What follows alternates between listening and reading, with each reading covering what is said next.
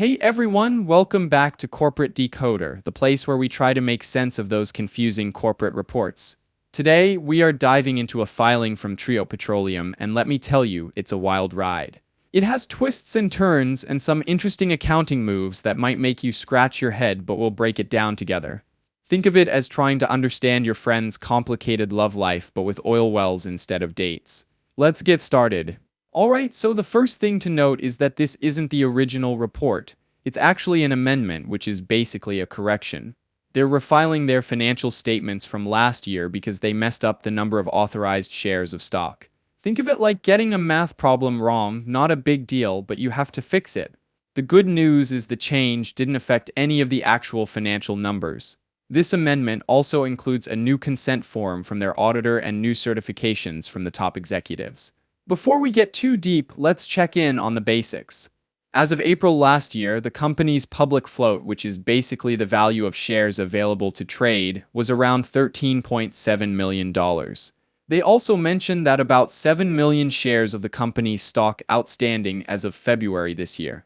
Okay, so here's the story. Trio Petroleum is refiling their financial statements to correct some errors about share numbers. No actual financial impact, just tidying things up. Now let's talk about the attachments or exhibits to this report. It's a long list, so we won't go through every single one. It's mostly legal documents like the Certificate of Incorporation, bylaws, warrant purchase agreements, and a bunch of promissory notes, which are basically fancy IOUs. There's also a drilling contract, employment agreements with executives, and some oil and gas leases. Basically, it is all the paperwork needed to run an oil and gas business. Alright, let's dive into the numbers. The balance sheet shows what the company owns and what it owes. Cash is important, and for Trio it's at about $285K. What's really big is the oil and gas properties, which is over $11 million. That's the value of their oil fields and potential oil reserves. Now, on the debt side, they have over $1 million in accounts payable, plus money owed to operators and promissory notes. The total debts are about $2.6 million, but they also have a lot of stockholders' equity. The statement of operations is a report card of sorts on how much money came in and how much went out over the year. Trio brought in just a little over $200K. But here is the thing, their operating expenses were over $6 million. A lot of it went to general admin and exploration costs, which means that there are significant costs to the operation of the company. Then you see they had big losses with interest expense and note conversions, so they end up with a net loss of over $9 million. Here we can see what happens to their actual cash. They used a lot of cash in operations, close to $4 million. Then they spent over $1 million on investing activities, mostly exploring oil and gas properties. They managed to get some cash from financing activities, over $3 million, mainly from issuing notes and stock, which helped them stay afloat. They started the year with a good chunk of change in cash, but ended up with a lot less cash than they started with. Now here's the part everyone looks at, the notes. First, Trio says they're focused on oil and gas exploration and development, mainly in California and Utah. They formed to snag the South Salinas project, but have since added some more properties. It also mentions about restarting an oil field operation, which they hope will bring in new revenues. Here is the big one. The auditor's opinion states that the company has substantial doubt about the company's ability to continue as a going concern, meaning there's a real risk they might not have enough money to stay in business. They've had losses and negative cash flow, so they depend on getting more financing.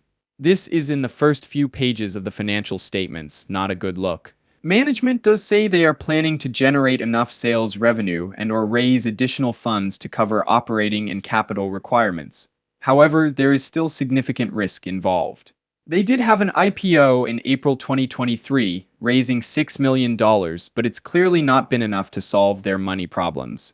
They did start recognizing revenue this year, mostly from the McCool Ranch oil field, which is a good sign, but still not enough to offset their costs.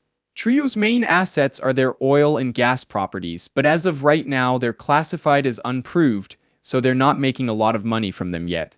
They're trying to explore and develop these properties, but it costs a lot of money, and there is no guarantee it will pay off.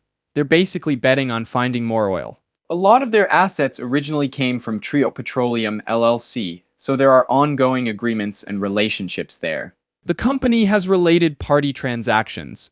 This means they're doing business with companies or individuals who are closely connected to Trio, like major shareholders or executives. The main contingency here is related to them complying with the NYSE and not getting their stock delisted. Because they're losing money, they have net operating loss carryforwards, which could help them save on taxes in the future. But as of now, they have a valuation allowance, which is basically admitting they might not be able to use those tax savings. They have a lot of notes payable or debts, including some convertible notes that can turn into stock.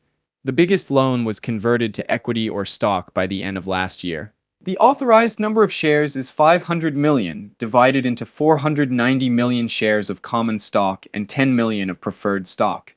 These are the upper limits for the number of shares they are allowed to issue.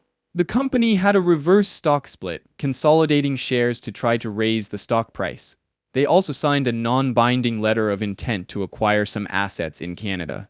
It is worth noting that these happened after the period end date, so it's something to keep an eye on.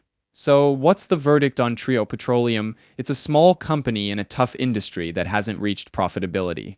They are at risk of not being able to continue operations, but they're also making moves to grow and get their finances in order. What I see, risky but potentially high reward. The high debt and cash burn are worrisome. If they can successfully develop their oil fields and start generating revenue, they could turn things around. Basically, Trio Petroleum has significant risk, but also significant upside. They need to execute flawlessly to deliver. This is something you should definitely do additional research into before investing. If you found that breakdown helpful, please like, comment, and subscribe. Let me know what company you want me to decode next.